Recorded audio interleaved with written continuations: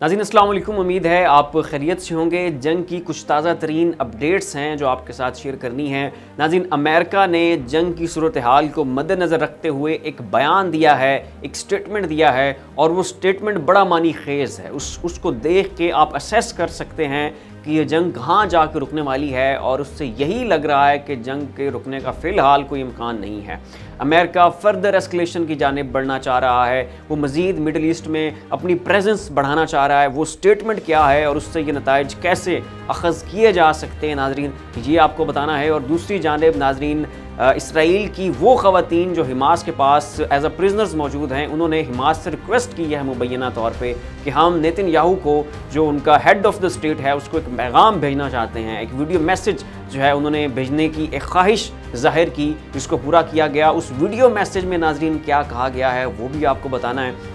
लेकिन इससे पहले आपसे रिक्वेस्ट है कि बराए मेहरबानी हमारा जो चैनल है इसको आप सब्सक्राइब कर दें, जो साथ घंटी का बटन है उसको भी आप क्लिक कर दें, ताकि हमारी आने वाली हर वीडियो जो है वो आप तक बर वक्त पहुँचती रहे। नाज़रीन, बड़ी मेहनत के साथ वीडियोज़ बना रहे हैं, तमाम तर स्टोरीज़ जो हैं उनको हम बर वक्त ब्रेक कर रहे हैं। पूरा पैनल बैठा हुआ है, रिसर्च टीम बैठी हुई है और हर मुल्की सतह पे और आलमी सतह पे जो भी डेवलपमेंट्स हो रही हैं उनको आप तक बर वक्त लाने के लिए पूरी कोशिश की जा रही है। तो इस चैनल को सब्सक्राइब ज़रूर करें, लाइक करें अपने अजीज़ दोस्तों और रिश्तेदारों के साथ। इसका लिंक जो है वो भी आप शेयर करें ताकि उनका हमारा ये जो रिश्ता है वो भी कायम और दायम रह सके।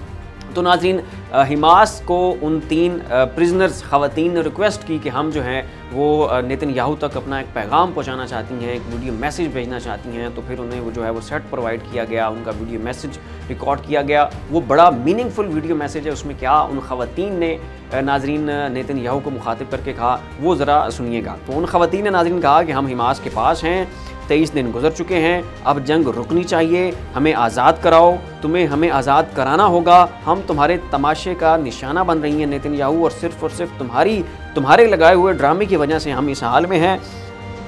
हमारी किसी ने नहीं सुनी, हम बेकसूर हैं, टैक्स देते हैं, हम मुश्किल में हैं, तुम हम सबको मार रहे हो और तुम हम सबको मारना चाहते हो और तुम तरीके ढूंढ रहे हो नेतन्याहू। क्या तुमने कम लोग मारे हैं? क्या कम शहरी कत्ल हुए हैं? आज़ाद कराओ, हमें आज़ाद कराओ, हमास के कैदी आज़ाद करो, हमें आज़ाद करो। हम सब अपने ख़ानदानों तक वापस जाना चाहते हैं, हमें वापस पहुंचाओ अभी अभी और अभी। नाज़रीन, ये कहना था इन ख़वातीन का और इनकी जो बॉडी लैंग्वेज है उससे ये ज़ाहिर हो रहा था कि ये बड़ी कंफर्टेबल थी, बड़ी इजी वे में हो के जनाब ये बात कर रही थी और कोई इनके जिस्म के ऊपर कोई तशद्दुद के निशानात नहीं थे। तो वेस्ट का जो पूरा एक बयानिया है और इसराइली मीडिया ने जो वार मॉन्गरिंग की है कि जी हमास जो है ये एक ब्रूटल ऑर्गेनाइजेशन है और इन्होंने वहाँ पे जो हमारी ख़वातीन को पकड़ के लेके गए हैं, उनके साथ जिनसी ज़्यादतियाँ की हैं और उनके ऊपर तशद्दुद किया है। तो इन ख़वातीन की बॉडी लैंग्वेज और इससे पहले इन्होंने जो एक उमर रसीदा खातून को रिलीज़ किया, उसकी प्रेस कॉन्फ्रेंस जो उसने बग़ैर किसी प्रेशर के, बग़ैर किसी दबाव के इसराइली सरजमीन के ऊपर बैठ के इसराइली मीडिया के सामने की, और उसने कहा कि हमें एयर कंडीशनर दिया गया, हेयर शैम्पू तक दिए गए, हमारे साथ एक तिब्बी अमला भी मौजूद रहा, हिफ़्ज़ान सेहत का ख्याल रखा गया, जो मेडिसिन हमें चाहिए थी वो सब कुछ हमें मिलता रहा। उन्होंने हमारे साथ बड़ा इज़्ज़त और मोहब्बत वाला मामला किया।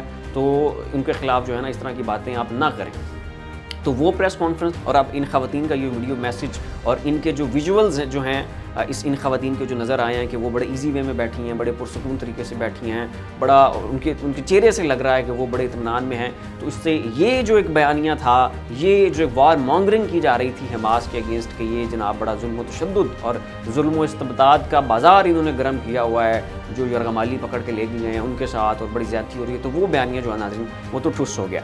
और जहाँ तक बात इस मैसेज की है तो इसमें ख़वातीन ने ये जो बात की है ना कि आप हमें मारना चाहते हो और आप हमें मार रहे हो और हमें मारने के तरीके ढूंढ रहे हो, तो इसमें इन ख़वातीन का इसराइल की एयर स्ट्राइक्स की जानिब जो है वो इशारा है, क्योंकि नेतन्याहू जो हैं वो वहाँ पे बॉम्बिंग कर रहे हैं रिस्पेक्टिव ऑफ दिस फैक्ट के उन्हीं बिल्डिंग्स के अंदर इनके अपने लोग हैं, उन्हीं टनल्स के अंदर जिनको ये निशाना बना रहे हैं उनके अंदर इनके अपने इसराइली लोग हैं। और हमास ने तो फौरी तौर पे जैसी उनको एज अ प्रिजनर्स उन्होंने पकड़ा था, उन्होंने ये ऑफ़र दी थी नेतन्याहू को और इसराइल की स्टेट को कि जनाब आप अपने ये बंदे लें और हमारे जो प्रिजनर्स आपके पास हैं वो हमें दें, तो इस तरह से ये प्रिजनर एक्सचेंज वाला मामला करें। लेकिन नेतन्याहू ने इस चीज़ को कबूल करने से इनकार कर दिया और उन्होंने कहा कि नहीं, हम आपके साथ किसी भी किस्म का कोई प्रिजनर एक्सचेंज नहीं करेंगे, ये एक ट्रैप है, ये एक जाल है और हम इसमें नहीं आएंगे। तो उस चीज़ की तरफ इशारा करते हुए इन इसराइली ख़वातीन ने नेतन्याहू को मुखातिब करते हुए कहा है कि तुम तो हमें मारना चाह रहे हो और तुम कोई इस चीज़ का ख्याल नहीं कर रहे हो कि उन्हीं बिल्डिंग्स की जिनको तुम निशाना बना रहे हो उनके अंदर हम हैं, और आपको पता भी नहीं है कि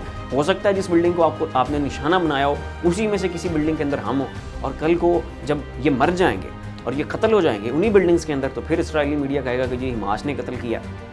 लेकिन खुद जो है ये उस चीज़ का ख्याल जो है वो नहीं कर रहे। अब नाज़रीन, अमेरिका ने जो स्टेटमेंट दिया है, अमेरिका ने कहा है कि वो बड़ा दिलचस्प स्टेटमेंट है, बड़ा होलनाक स्टेटमेंट है, और उससे आप ये असेस कर सकते हैं कि इस जंग के रुकने का इम्कान फ़िलहाल नज़र नहीं आ रहा। ये फर्दर एस्केलेशन की जानिब मामला बढ़ता हुआ दिखाई दे रहा है। अमेरिका ने कहा है कि जी जंग पूरे मशरिक़ वुस्ता में अगर फैलती है तो हम तैयार हैं। हमारी पहली तरजीह मशरिक़ वुस्ता में अमरीकी फ़ौजी अड्डों में क़याम पजीर हमारे फ़ौजियों की हिफाजत है।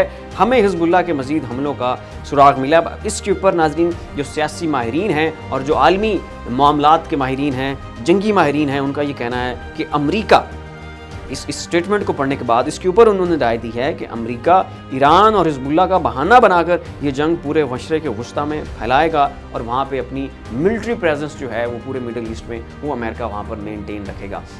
नाज़रीन, कल वाले व्लॉग में मैंने आपको बताया था कि अमेरिका ने अपने 50 C-17 तैयारे वहाँ पर पहुँचा दिए हैं। अब उन तैयारों के अंदर एम्यूनेशन था, फ़ौजियों की तादाद थी हज़ारों के अंदर, या फिर उसके अंदर कोई मिलिट्री इंस्टॉलमेंट्स का कुछ सामान था, या फिर कोई एयर डिफेंस सिस्टम उनके अंदर वहाँ पे पहुँचाया गया, ये था हाल नहीं पता। लेकिन 50 तैयारे, वो भी C-17 कार्गो तैयारे, ये बहुत बड़ा फिगर है और यकीनन उनके अंदर कोई ना कोई मेन चीज़ जो है वो वहाँ पे पहुँची है। और ये बयान अमेरिका का और वो 50 तैयारों का वहाँ पे मिडिल ईस्ट में पहुँचना, इन दो चीज़ों को जब आप इसमें लिंक करते हैं तो पता चलता है कि यहाँ पे कोई बड़ी गेम होने वाली है। फर्दर एस्केलेशन की जाने मामला जो है वो बढ़ता हुआ दिखाई दे रहा है। और इससे पीछे अगर आप मज़ीद 2-3 दिन चले जाएँ तो मैंने ये स्टोरी ब्रेक की थी कि अमेरिका ने बैकडोर चैनल्स के थ्रू ईरान के सुप्रीम लीडर तक ये मैसेज पहुंचाया है कि आप मिडिल ईस्ट में हमारी इंस्टॉलमेंट्स के ऊपर निशाना ना लें, उनको जो है आप निशाना ना बनाएं।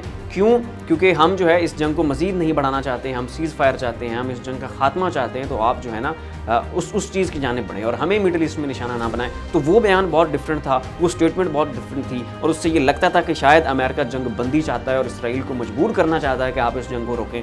लेकिन ये जो डेवलपमेंट नज़र आई है, अमेरिका के 50 तैयारों का मिडिल ईस्ट में पहुंचना और फिर अमेरिका का ये स्टेटमेंट, ये दो चीज़ें बिल्कुल मुतज़ाद हैं। अमेरिका का सुप्रीम लीडर को मैसेज पहुंचाना और ये डेवलपमेंट, ये बिल्कुल दो मुतज़ाद चीज़ें हैं।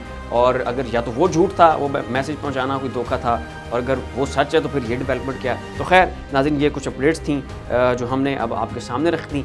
तो इसके ऊपर आप अपनी राय का इजहार ज़रूर नीचे कमेंट बॉक्स में कीजिएगा। तो फिर वक्त इतना ही। ऐसी मज़ीद अपडेट्स देखने के लिए देखते रहिए हमारा यूट्यूब चैनल और फेसबुक पेज। अपना और अपने अजीज़ों क़रीब का ख्याल रखिएगा। अल्लाह।